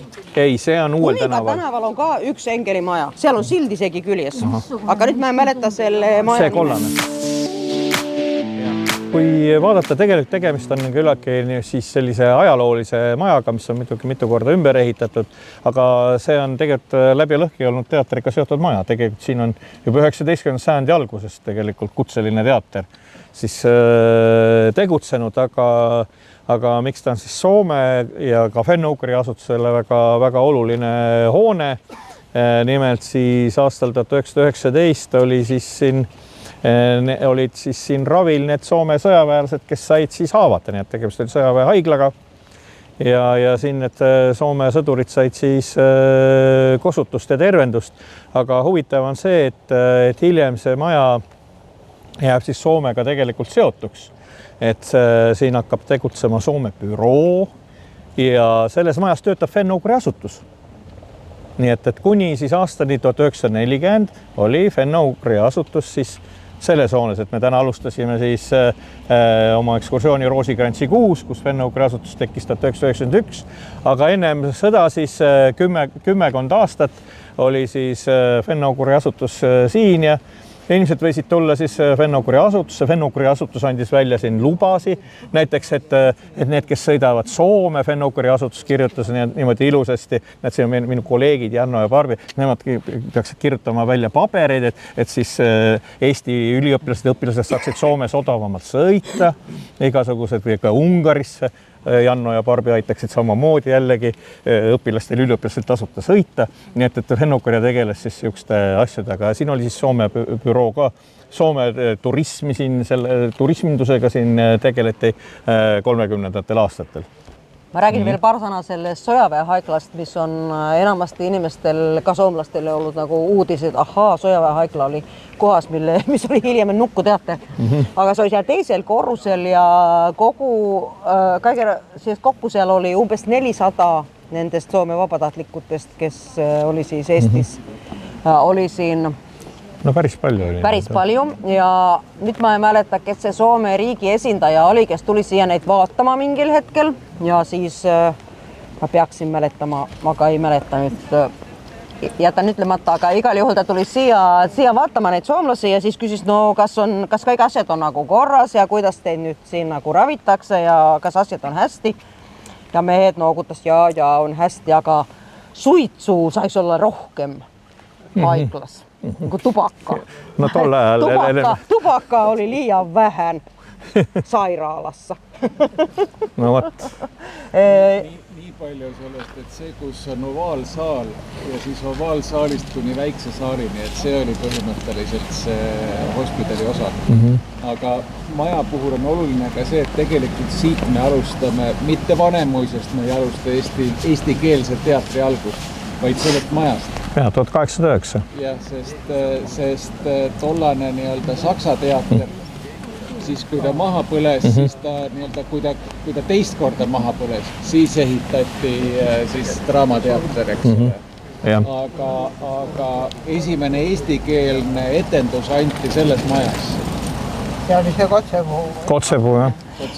Ja nüüd on järgmine peatus, meie rong peatub Krediidipanga hoone juures, kus on Kultuuriministeerium. Aga ma arvan, me läheme sinna Eesti Draamateatri ette, me näeme selle maja paremini. Lähme nii, et kogunenud peatus on Draamateatri ees, aga siis see ei lähe.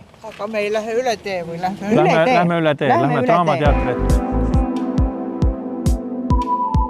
Me oleme ju siis sellest arhitektuuri ma just juba rääkinud ja see nüüd, tegelikult me oleme kolmnurgas, kus on Tallinnas kõige rohkem nagu näha oma silmaga seda Soome mõju, see kolmnurg on Saarineni maja, Estonia teater ja Viru hotell. Nii et need kõik on siin, aga nendest see esimene, millal Estonia teater tuli? 1913. See oli 13. See on varem. Ja see oli 12. 1912 tuli see. 13 tuli Estonia teater, aga siis, kui ta tuli omal ajal, kujutate ette, missugune nagu ballee see ka oli, et see oli see tõeline nagu suur maamärk ja seda põhjamaist stiili. No nüüd see on siis korrastatud ja pandud isegi peale, et see on Saarineni maja. See, mis ei ole näha, on see, et Saarinen, Eliel Saarinen, kes on Soome nagu selline ikooniline arhitekt.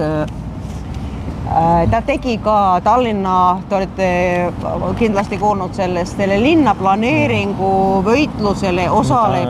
Võitis. Ei sai teise koha. No ta oli jagas tegelikult teist kohta, ütleme. Jagas selle Bubõri ja Vladovskiga. Ja, et kui oleks olnud, siis see ilmselt, kui ma nüüd õieti sain aru, et lõppude lõpuks seda hiigel suurt plaani ei olnud raha teha, aga selle keskmes oli ehitus, mis oli siin umbes Viru hotelli kohal. See Raekoda pidi tulema. Raekoda, mis oleks olnud umbes sarnane kui Helsingi raudteejaam. Sarnase nagu kujuga. No nüüd sarnase kujuga nagu raudteejaam on tegelikult Tartus Pauluse kirik, et see on selline nagu ilus versioon raudtee Soome. Mina näen seal sees alati seda stiili, sama stiili, mis on Soome raudteejaamas, mis on äärmiselt ilus muide.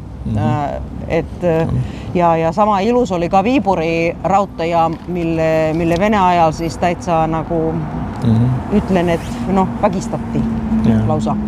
Aga see Saarineni, see maja on nagu tõesti nagu tema suur, hiigel suur maamärk ja see oli see ühistu, ma ei oska seda eesti keele nime ühistupanka. Eestlased tahtsid luua oma panka. Ja siis nad mõtlesid tükk aega, et missugune võiks olla see meie pank ja missugune võiks olla see arhitektuur. See oli krediidi- ja ühisuse pank ja siis leidsid, muidugi kuna meil eestlastel ju arhitekti pole, aga soomlastel arhitekt on, siis nad esitasid selle, just nimelt siin ei kuulutatud välja konkursi, vaid tellisidki kohe Saariselt selle siis sellise projekti.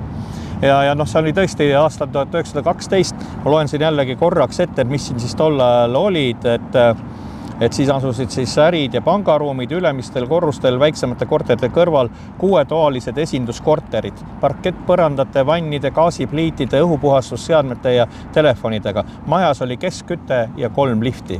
Aga kujutate ette, et 1917. aastani on veel aega. Aga nendel on kõik ja muidugi siin olid sellised advokaadibürood ja värgid ja töötasid nagu Jüri Vilms ja Otto Strandman ja igasugused sellised väga väljapaistvad niisugused meie poliitikud, advokaadid, juristid, et siin igal pool on neid tahvleid siin seinte peal ka. Ja muidugi ja huvitav kombel, mis on huvitav, Tallinna linna vanim raamatukauplus on seal üle 100 aasta. Nii et sama vana kui Eesti Vabariik praktiliselt on see. Mingi lift on all. Ja õigus, seal on lift. Ja teiselt pool ma tean. Seal on, ma ei tea, kas praegu on, aga ma tean, et 5 aastat tagasi, et ma ei ole seal teiselt pool käinud, aga praegu suurim rentnik on praegu Kultuuriministeerium siin, jah. Mis see lift on all? Ma lihtsalt teen soovituse, et kui teil on aega mingil hetkel minna ka sisehoovi siit trepist. Minge sisehoovi, ei ole vaja tingimata minna siit trepist, vaid sealt teiselt poolt, sealt, kus seal on selline värav, see on päeva ajal, see on lahti, see pannakse õhtul kinni, aga see sisehoov on imeilus ja mul oli äärmiselt liigutav kohtumine paar aastat tagasi, kui Eliel Saarineni lapselaps, kes elab Ühendriikides. Alek, ei ta ei olnud Alek. No igal juhul, minul dementsus läks nüüd nii kaugele. Ta tuli siia, ta on teinud oma pojast Eero Saarinenist, siis oma isast, eli Eliel Saarineni pojast Eero Saarinenist dokumentaalfilmi, mis on ka Eestis muide näidatud Kumus. Ja siis ta hakkas tegema vanaisast dokumentaalfilmi ja ta käis nendes kohtades, ta on nüüd 80 midagi. Ta tuli siia ja siis ta ei olnud käinud seal sisehoovi sise. ja ma viisin tema sinna ette ja koos arhitektuurimuuseumi juhatajaga, siis ta vaatas neid vanaisa projekteeritud kohti ja see nägu, kuidas ta seda vaatas, see jäi mulle küll nagu eluks ajaks meelde, et ta oli nagu vanaisa jälgedel siin seal sisehoovis ja sinna on tõesti võimalik minna, aga ärge minge liiga hilja, mina olen kunagi läinud sinna nagu õhtupoole ja pandi värav kinni. Ja siis te võite jääda sinna. Mina jäin sinna vangi, aga ma sain siit poolt küll ära veel. Aga jah, seal on see lift, millest oli juttu, jah, et võib-olla ongi Tallinna vanim äkki see lift, ega ma imestaks. Kui keegi viib Kultuurkapitali käsitsi projekti, mitte elektrooniliselt, siis on võimalik selle liftiga ka sõita. Ja see sise. Ja seal on muidugi niisugused vanad need kaevuluugid ja värgid ja mingid igased muud, mis on ka niisugused. Lähme nüüd siis, järgmine peatus on Pätsi juures. Pätsi juures. Aga äkki me räägime sellest Estonia. No, me oleme Estoniasse juba viidanud, et see Lindgren ja Viivi Lönn on selle projekteerinud, selle maja, ja see siis tuli aasta pärast seda 1913. Pärast seda Saarinen maja ja ka aasta pärast seda Akkeli maja, kust me alustasime. Nii et meil ongi selline ilus algus ja lõpp. Nüüd aasta 1912. Ja ehitamine võttis väga palju aega, kuna raha ei olnud. Et me rääkisime sellest, et Akkel pani oma selle kinnistu panti, et raha saada, aga tegelikult igalt poolt rahvas korjad selle teatri rajamiseks raha. Ja muidugi jällegi Soome arhitekt, aga tegelikult siin kuulutati siiski konkurss välja, et siin tegelikult ka need Vene arhitektid tegelikult kandideerisid, aga eelistati siis jah. Eriliselt huvitav fakt on see, et Viivi Lönn, see nimi siis, ta on siis naissoost, ta on naine. Tol ajal naine ja arhitekt ei sobinud samasse lausesse, ei olnud nagu... Mõeldamatu. Naine ei saa olla, naine ei ole autor, naine ei ole kirjanik, naine... Kunstnik ei ole naine. Kunstnik naine ei ole ja siis tol ajal.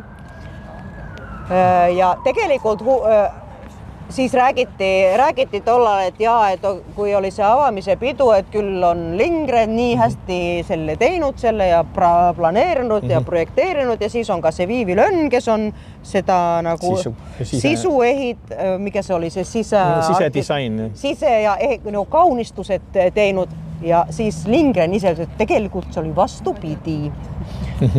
Viivi Lönn tegi sellise raska struktuuri planeeringu betoni, need tugiragended, mis on eesti keeles. Konstruktsioonid.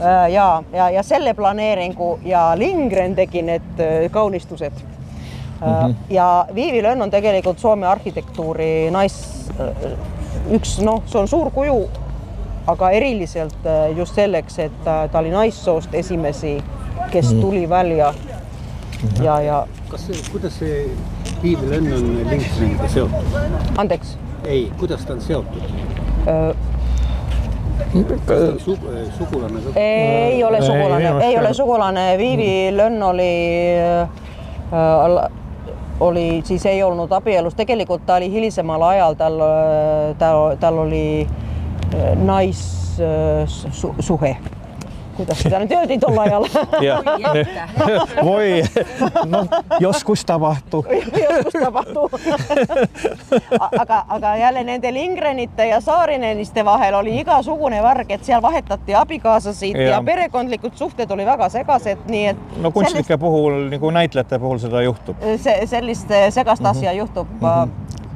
Ja ütlen veel nii palju, mina olen Tamperes elanud nagu täiskasvanud elus suurema osa aja ja eriti see kuju siin, kus on see torn, tuletab mulle väga palju meelde Tampere tuletornimaja, tuletõrjemaja, mis on selline nagu argpäevene versioon Estonia teatrist. Viivi Lönni projekteeritud. Tamperes on väga palju Viivi Lönni projekteeritud maju. Ja Tampere Palokunna talo, tuletõrjemaja on tema projekteeritud ja see ülaosa, siin on midagi sama stiili kui siin, aga see on nüüd see ilus pidulik kaunitar ja see on selline nagu selline aga see ju on ka muutunud. Siin on muutused päris, see ju põles tühjaks. Väga palju muudetud pärast aga nüüd ju ähvardab ümberehitused esitatakse Pärnu maanteeni välja kogu see. Aga see tornide osa küll on nagu algpärane. Aga huvitav on see, et siis esiteks see maja valmis väga pikka aega, aga siis hakkas eestlastele mingil hetkel tunduma, et see kõik see siseviimistluse värgid, et see kõik on niivõrd soomelik, et ja kogu ühiskond oli natukene nördinud, et kõik värgid ja siis saadeti see lönn minu meelest ikkagi saadeti Eesti Rahva Muuseumisse, kuule mine uuri natukene seda värki, et see nagu kisub ikka väga soomelikuks asi kätte, et meil on vaja ikkagi Eesti, Estonia selts oli ju selle asja taga, et see peab ikka Eesti moodi välja nägema. Ja Eesti Rahva Muuseumis siis uuris erinevaid esemeid ja nii edasi ja siis mugandas seda siis Eesti pärasemalt.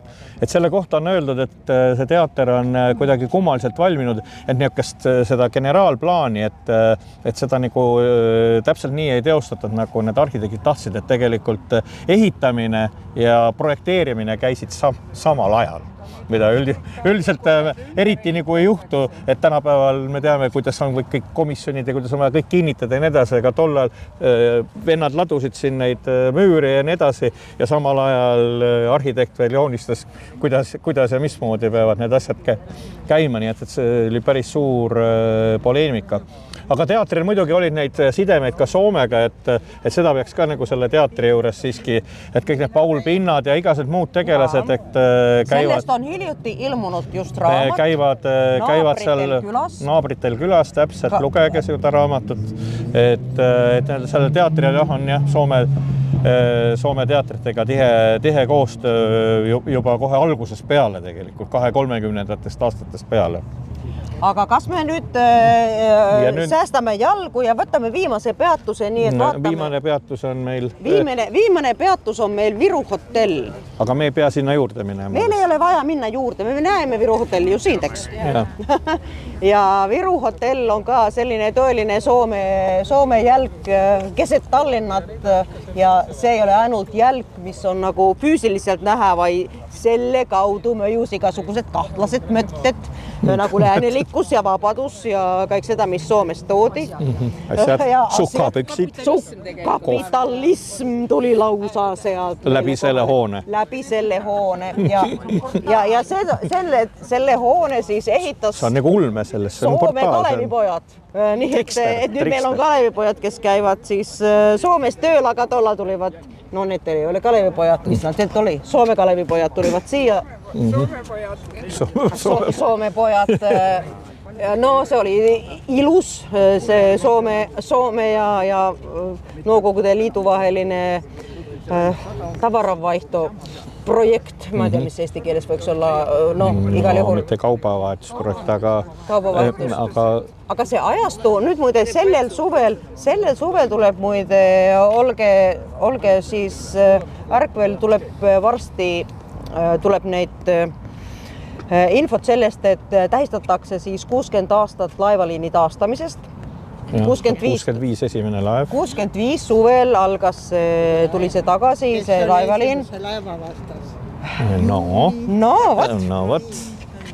Ja siis olen just rääkinud sadamatega, et need plaanivad midagi teha, aga lähen kohe varsti plaanimast juurde. Aga pärast seda oli hotellivajadus loomulikult suur ja see projekt algas. See ennem oli selline hotell, kus soomlased peatsid, oli Tallinn muidugi. Ja Veleni oli palas. Ja Veneni palas. Ja veel oli, kus siis Kalamaja algab, vana Kalamaja tänav, siis see Kopli ja selle praegune Economy hotell. Laevaliini käis transport siis. No palas oli põhiliselt. Sealt Viiburi kaudu. Aga see valmis siis aastal 72 ja siin vahel see jõudis ühe korraga põlema. Ja siis oli suur kohtu uurimine, kes käis tõlkimas. Siin on ajalugu kahel jalal. Kuulati kõik need ehitusmehed üle, kes olid seal tööl olnud.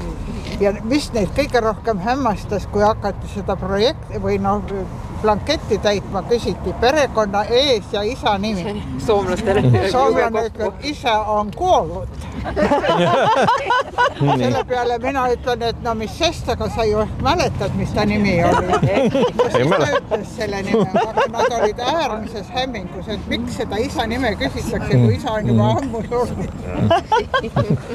Oi, kui huvitav. Et tõesti see siis ehitusettevõttele see Repo läks isegi pankrotti sellise suure projektiga, et ei oleks kujutanud ette. Aga see, mis oli selle teine väga oluline mõju, oli see, et see oli tegelikult suur abielubüroo. Kas see Sofi Oksanen on selle tulemus? Sofi Oksanen on selle tulemusena. Selle Viru hotelli tulemus. Viru hotelli tulemusena. Meil on siin Viru hotelli asjatundja, nii et äkki sa räägid nendest lugudest paremini. Kes kellega ja kui palju? Tule lähemale, muidu mikrofon on hirmus asi on, aga tegelikult see olid need betoonvalu kuivatati nende puhuritega. Ja tohutu külm detsembrikuu oli niimoodi, et see lihtsalt süttis. Need akna avasid hoidsid, presendid, need süttisid ja põhimõtteliselt see oli nii kõva nagu tulekahju, et betoon sulas niimoodi, et need arhiivis on need põlengujärgne ekspertiis ja see kõik on olemas koos fotodega, et see oli nagu päris kole, ja Repo läks pankrotti. Öeldakse, et ta aeti pankrotti.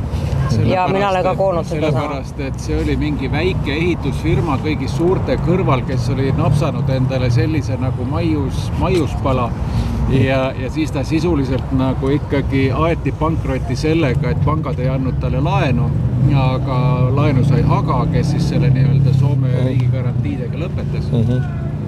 Ja niimoodi, et see nii-öelda siis need loorberid siis sai Haga, eks ole, ehkki Repo oli nii-öelda selle algataja ja siis kui ühesõnaga sellest juba öeldi, et hästi palju seda kaubavahetust on, aga tegelikult siin ongi nii-öelda seal on nii palju asju, mis on nagu esimest korda. See on esimene Eestis betoonvalu ehitis sellise tehnoloogiaga, mis on tehtud. See on eestlaste projekteeritud. Seda õpetatakse siiamaani minu teada modernistliku arhitektuuri ja sisekujundust EKAs selle põhjal. Sisekujundaja Väino Tamm stažeeris aasta aega Soomes ja mis on ka oma ette nagu lugu, et sa 60-ndatel pääsesid, eks ole, sinna. Nii et siin on seda Soome mõju nagu hästi palju, aga see on nii pikk jutt, et see on üleval. Me tegime üles muuseumi, et minge kuulake seal. Ja Peep tegi sellest ülekuulamismuuseumi, aga see lühidalt seda, et siis just need soomlasi kõige rohkem seal just üle kuulatiingi nende... Tegelikult ei olnud või? Soomlased ei huvitanud absoluutselt, sest nad olid nii-öelda need turvalised välismaalased. Aga neid huvitasid väliseestlased. Väliseestlased olid need. See oli teema. Okei, aga küll soomlasi on ka üle kuulatud, kuna mõningaid on. Aga pahad olid väliseestlased. Kes huvitasid, olid ärimehed ja poliitikud isegi nii palju ei huvitanud, sellepärast poliitikutel oli teised sidemed. Aga ärimehed olid need, kes olid need kõige nii-öelda huvitavamad nagu väga mitmes mõttes. Aga näiteks sellised,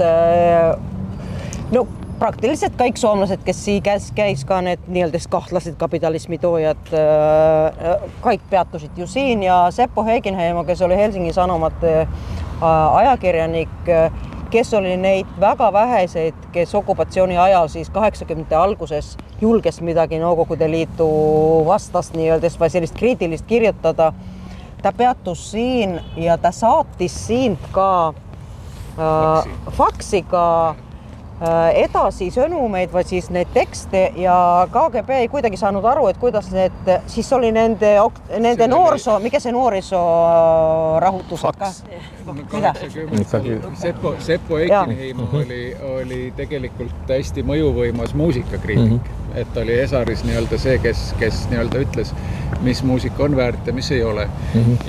Ja kuna ta teadis, et seda nii-öelda siis pealt kuuletakse, sest üks nurk oli ülevalt alla, oli siis nagu nende juhtmetega varustatud, et mis siis mitte üles ei tulnud kuulamine, pealtkuulamine, vaid pealtkuulamisruum oli tegelikult teisel korrusel, kus praegu on garderoob, et seal konverentsi keskuses, et sinna jõudsid need juhtmed kokku ja siis Seppo Heikingheim, kas see on linnalegend või päriselt oli, aga tema oli see siis, kes astus tuppa ja koputas siis ukse peale, ütles, et 1, 2, 1, 2, kuidas on? Ja siis ta võttis ka vahe, mina olen kuulnud selle anekdoodi, et ta võttis nagu lambi kätte ja ütles, no perkele, mä tiedän, että te ootte siellä. Ja see faks oli ühesõnaga see, et pealtkuulajad olid nagu segaduses, sest et faks kasutas neid telefoniliine, eks ole. Ja kui sa telefoni said pealt kuulata, siis nii-öelda tegelikult ühesõnaga, et tema tuppa tormati sisse ja et vaatame, et nagu mis toimub, sest et pealt kuulaja jaoks on ainult et mis asi see eks on.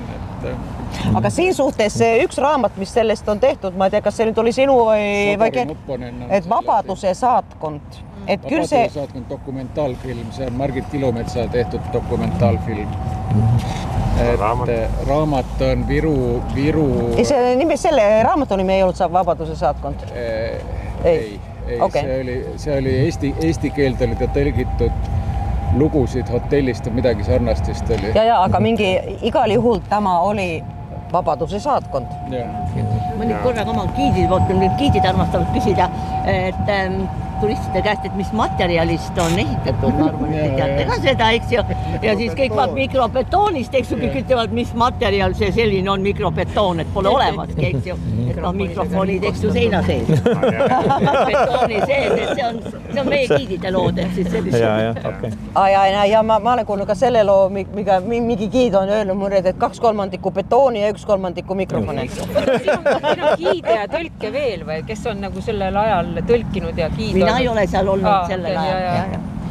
Aga seal need, kes on nagu rääkinud sellest, ongi nii-öelda vanad töötajad, keda sai intervjueeritud päris palju, et nemad on ikkagi ütelnud seda, et tegelikult et see tohutu, et kõiki kogu aeg peal kuulati, et see on see, mida KGB väga hästi oskas teha, oli see, et ta oskas väga hästi hirmuõhkkonda ehitada.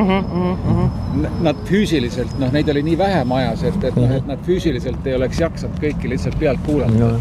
Aga see, et sa nagu kogu aeg nii-öelda annad mõista, hea meelega ise levitad linna peal neid lugusid, kuidas nii-öelda, oi, seal on tohutult, seal on kõik KGB-d täis.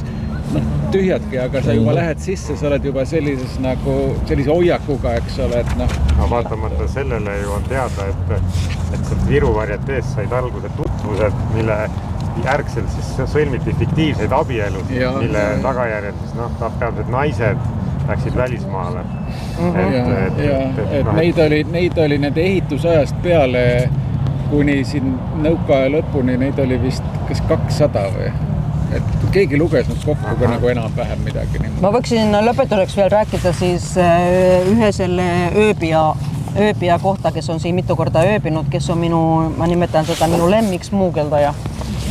Ehk siis Anu Marttila, kes 60-ndast hakkas käima siin Eestis ja tutvus Helmut Tarandiga, kes on Andres Tarandi isa. Ja Hilja Rütli oli teine ja need oli mõlemad olnud Võrguta vangilaagris. Ja ta hakkas käima siin, kuna ta oli medõdeõpetaja, siis õdedeõpetaja, kas see nüüd on õieti öelnud? Medõdeõpetaja. Ja siis oli mingi selline visiit haiglasse ja siis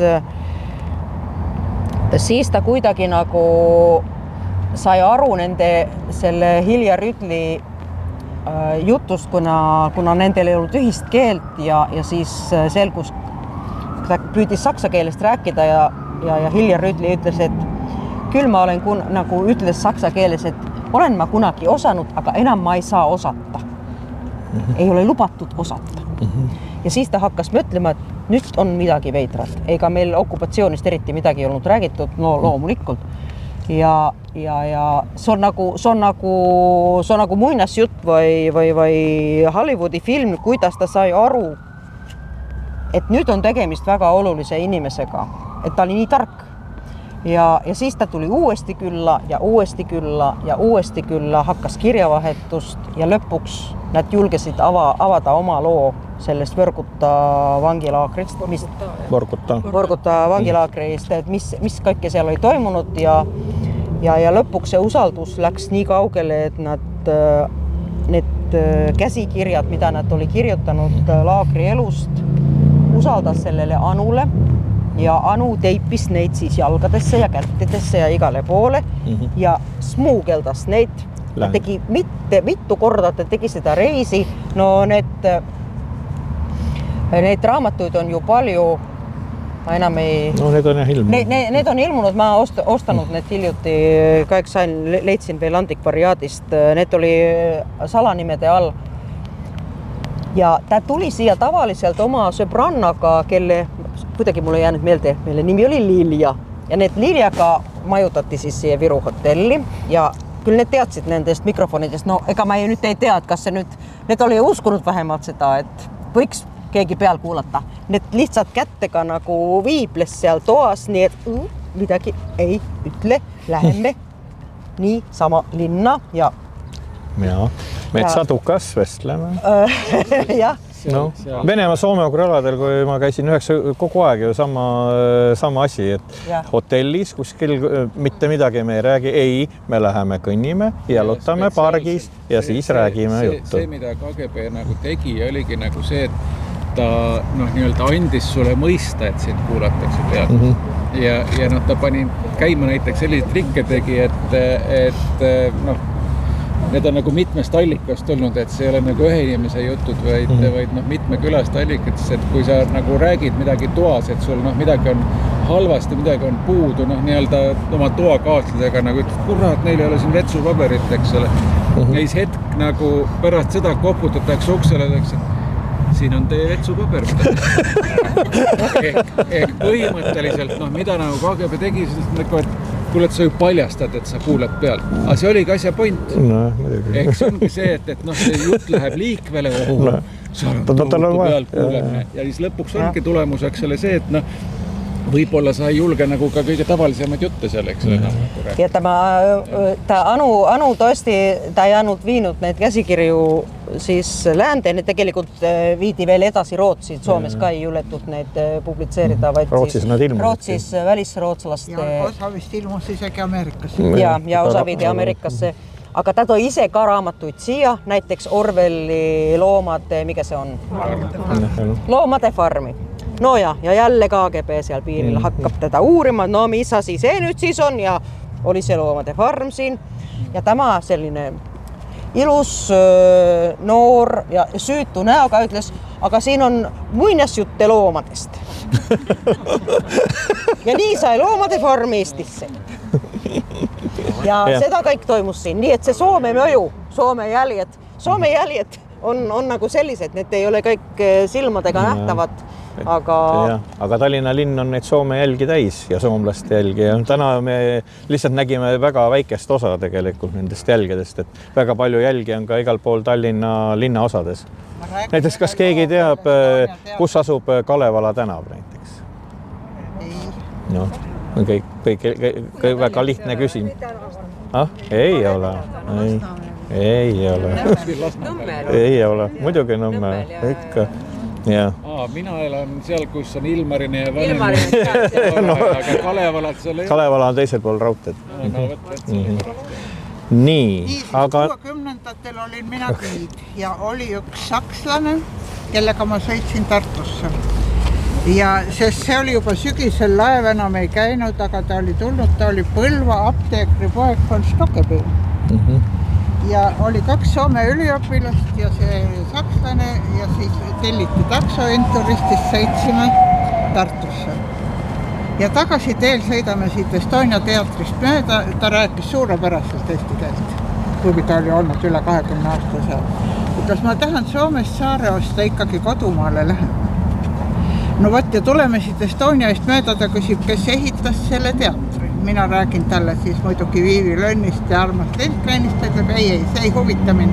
Aga kes selle pärast seda ehitas? Mina siis räägin Alar Kotlist ja veel ja siis ta ütleb, ei, no Alar Kotliks, aga kes ehitas?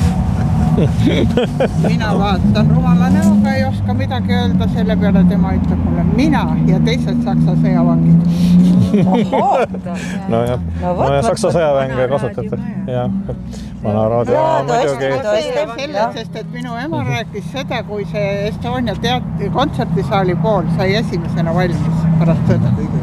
Ja siis korraldati siin avamiskontsert, aga pärast seda korraldati kontsert ehitajatele ehk Saksa sõjavangidele. Ja tema oli eluaegne koorilaulja, ta ütles, et saal oli neid sõjavange täis. Nad olid nii rabalates riietes, aga korralikult puhtaks pestud ja lapitud olid need riided, et nad ei olnud närutes. Aga et nad sõnaga tehti neile sõjavangidele, kes ehitasid selle maja üles, tehti eraldi kontsert. 49. aastal.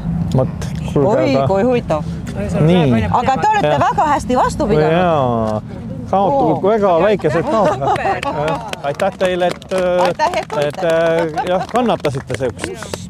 On medalid, mida sa lubasid. No, ma ei tea, kirjutage Fenno-Ugriasse. Me mõtleme midagi välja. Või Soome instituuti võib ka kirjutada. Aga igal juhul aitäh tulemast ja tõesti uurige ka oma käe põhjal, et siin Tallinnas neid soomlastega seotud kohti on päris palju. Ma ei tea, millal meil see järgmine hõimuklubi on. Ma arvan, et see kevadine hooaeg on meil nüüd läbi, aga me mõtleme sügisel uuesti alustada. Nii et siis järgmiste kohtumisteni sügisel. Aitäh teile, ilusat kevadet!